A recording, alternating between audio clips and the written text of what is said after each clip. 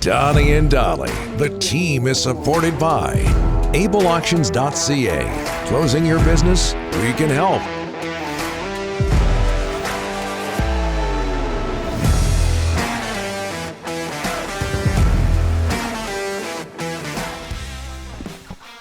All of our guests today, including Ian Furness from down in Seattle, brought to you by the Waddling Dog Pub, one of Victoria's favorite local watering holes, located 10 minutes from the ferry terminal. The two-time #1 pub in Victoria invites you to see why they are a go-to watering hole. Swing by their attached liquor store to pick up your Donnie and Dolly swag, Rick, including hats and T-shirts. There are countless reasons to come, sit, and stay at the Waddling Dog. You have something to say there, Ryan? Okay. Giving me a strange look. A lot of people do. All right, Seahawks now 1-1. They lose in San Francisco 27-7. I would say, obviously, it's an extremely disappointing performance given what happened versus Denver the week before. Seahawks host Atlanta Sunday. Joining us to talk about that and all things Seattle from KGR Sports Radio, your friend and mine, Ian Furness. How are you, sir? Oh, Donnie, couldn't be better. Couldn't be better, Donnie. Are you doing that again, Ian? The Dollywell impressions? Couldn't be better. Couldn't be better. Couldn't be better, Donnie. Couldn't be better. Before we get to the Seahawks and more ripping of Rick, this morning you sent out a personal tweet that I'm sure you'd like to share with people. My son Kiefer, he's 20 years old. 3 years ago, yesterday was what we call it diversity.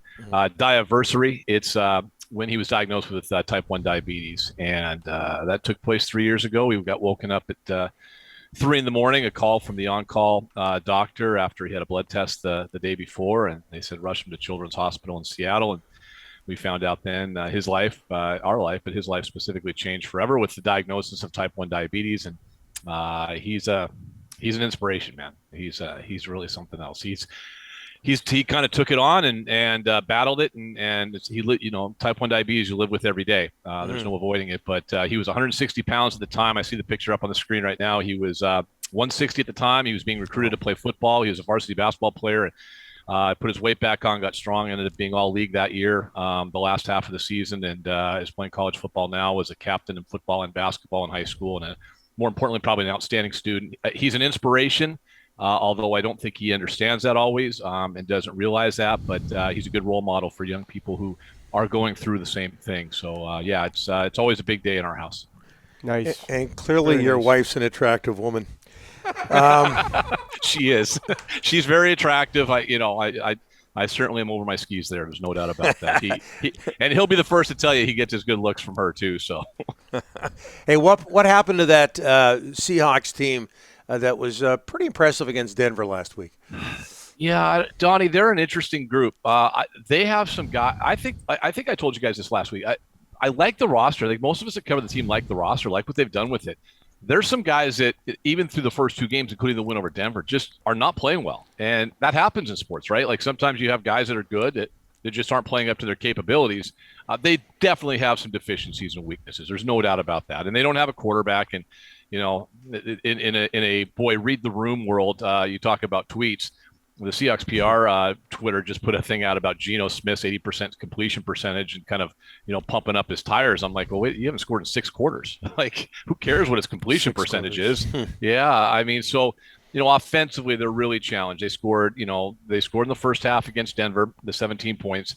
The only point since then, 6 quarters were a scoop and score off the blocked field goal on Sunday. So Darrell Taylor is a 0 right now at defensive end. Teams are picking on him.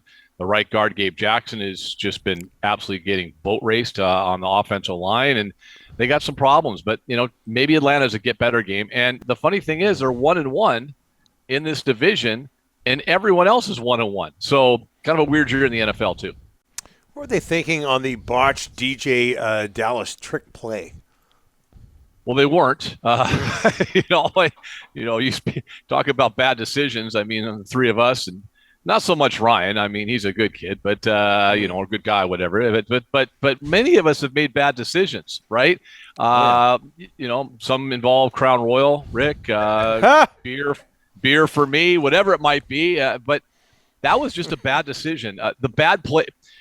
it was a second straight game, second straight play they ran a wildcat with the running back playing quarterback. Which the first one they gained some yards, they got close, and then they do it again. He needed to just not throw the football. It's really that simple. Now, the design of the play, we broke it down yesterday with our quarterback, Hugh Millen, and there were some things in terms of the execution and the design of the play that really kind of allowed the 49ers to defend it easier. But at the end of the day, like our photographer, I got a great sports photog, Steve Schrammick from Fox 13, and when we went back to the hotel on Sunday, we're editing our story for that night, for the news that night. And I'm looking at it, and Steve was shooting like in the corner, kind of right in front of DK Metcalf, who is the alleged intended receiver, right? Mm-hmm. And I'm looking there, and I said, Schramm, all I see are 2 red jerseys. Like it was just like even worse than on the TV shot was the low angle shot. Like there is zero chance you throw that football. As badly as they were outplayed, guys, and they had 32 yards of offense in the second half on just 12 plays run up until the final drive, which meant nothing. That with 4 minutes to go, take that final drive away. They had 32 yards net, and they had 12 plays run. Despite all of that being outplayed, if they score on that Dallas play, which they should have, and if they would have run a conventional offense, it's a 13-7 game. The muff punt by by Tyler, which wasn't his fault. Again, that's 7 points away. Like they were somehow in this football game, and yet really they have so many warts and blemishes right now. It's hard to kind of be too optimistic. Ian, let's talk hockey. Your Kraken GM Ron Francis was in Penticton on the weekend watching the Young Stars tournament. Obviously, the team was in here. He could put his prospects in that tournament next year, or he could go to California and do it with the California teams. My question to you is, it might be a while before they have enough prospects, Ian, to go to a prospect tournament. The Canucks are kind of like that. Yeah, no kidding. But Ian, I like the young kids. Beniers is going to be a good one. You got right. Had no right to get him. Get it? Yeah. Anyways, that was good. You had no right to get him. I liked it. It was fine. Go ahead. He should have dropped to 4th. Anyways, Ian, my point. What do you want us to do? Yeah. You want to give you an applause? Like, come on. They had no right to get him. They had no right to get him at 4, and you know it, Ian.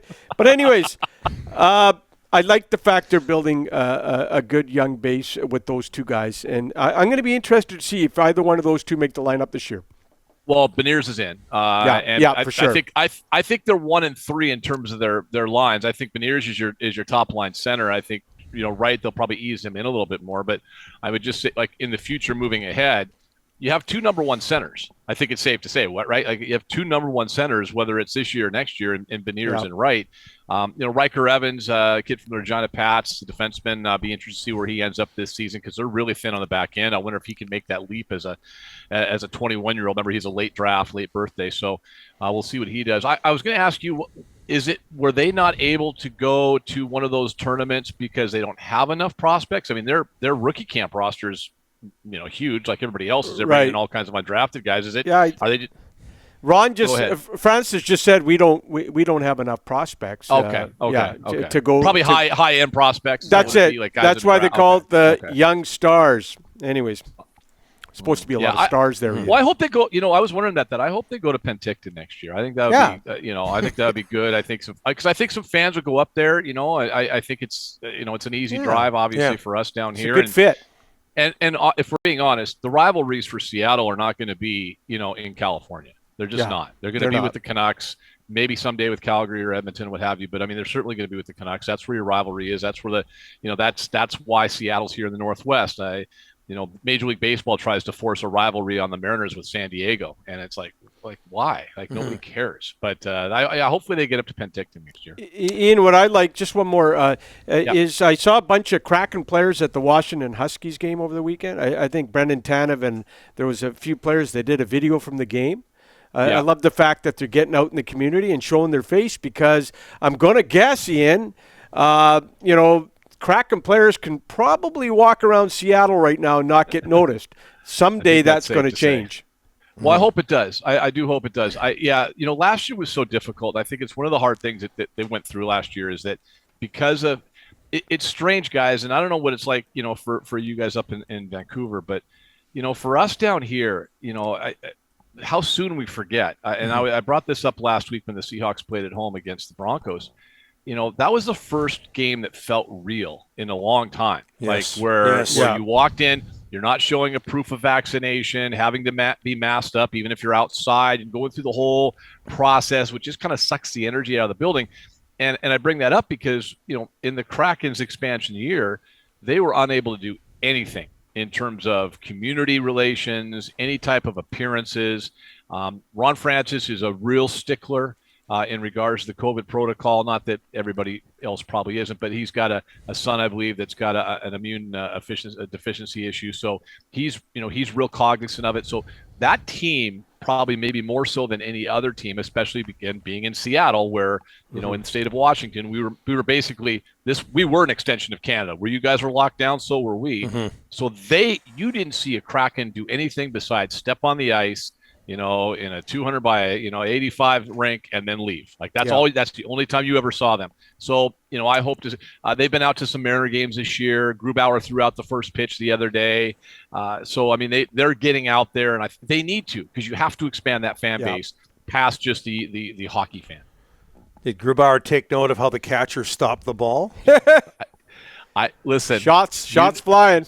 You know me. I would have been the first guy, and when I'm uttering those words, Donnie, don't think for a second I didn't have a sarcastic comment. Right? But hey, listen, kinder, gentler Ian in there you go. 2022. Okay. All right? Hey, very quickly, Mariners. But Julio Rodriguez, is his back going to be okay for crunch time? Yeah, I think he'll be fine. They're dinged up a little bit all the way around. Suarez took a ball off the finger the other day. Haniger's got some back issues. They're at that end of the year. They're 5 games up in the last wild card spot. They just need to get that thing clinched. They need to find a way to set up their rotation. Maybe give a Gilbert or a Kirby a day off along the way. But they'll be just fine. Listen, it's been 21, as Dave Niehaus, the late great Dave Niehaus would say, 21 long years, and 21 long years it has been, man. So we'll see what happens. We can relate up here. Hey, Ian, Yes, thanks for this, and all the best to your family. Hey, thanks, Tony. Thanks, Rick. See ya.